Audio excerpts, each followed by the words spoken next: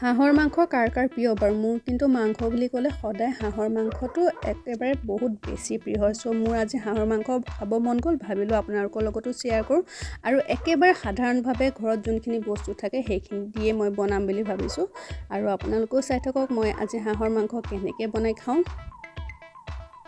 ফাৰ্ষ্টতে এখন কেৰাহীত অলপ তেল দিছোঁ, যিহেতু মাংসত বহুত বেছি চৰ্বি থকা দেখিছিলোঁ। আৰু যোনখিনি মই পিঁয়াজ এটা কাটি লৈছিলোঁ সেই পিঁয়াজখিনি আৰু যোনখিনি আদা নহৰু গ্ৰাইণ্ড কৰি থৈছিলোঁ সেয়া দি পেলাই ধুনীয়াছে ভাজিলোঁ কালাৰ হোৱালৈকে।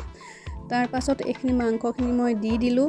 এনেকৈ কৰিয়ে মই মাংসখিনি 15 মিনিটমান ভাজি আছিলোঁ। 15 মিনিটমান ভাজি হোৱাৰ পাছতে এটা মিডিয়াম চাইজৰ মই বিলাহী কাটি লৈছিলোঁ। আৰু হাঁহৰ মাংস বুলি ক'লে পিঁয়াজটো অকণমান বেছি প্ৰয়োজন হয়। চ' পিঁয়াজ অলপ আকৌ আৰু এটা কাটি পেলাই মই দিলোঁ।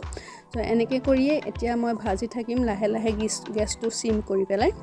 আৰু দেখিছেনে মই মছলা তেনেকৈ ব্যৱহাৰ কৰা নাই। আৰু ইয়াত খালি এটা মিডিয়াম চাইজৰ মই আলু দি দিছিলোঁ। আৰু এয়া দেখিছে তেল এৰিছে, কিমান তেল আছে। কিন্তু মই মছলা অকল মিট মছলা অকণমান দিছোঁ, যিহেতু হাঁহৰ মাংসৰ এটা স্মেল থাকে ন, সেইটো কাৰণে মই মিট মছলা অকণমান ব্যৱহাৰ কৰিছোঁ।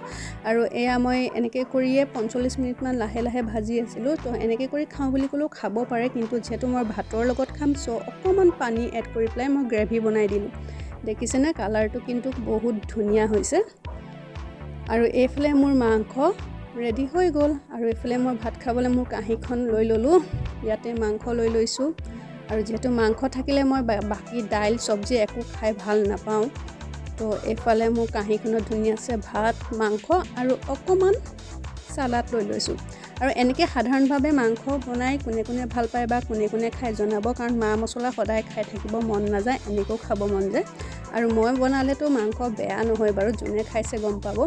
চ' এতিয়া মই আপোনালোকক টেষ্ট কৰি দেখাম।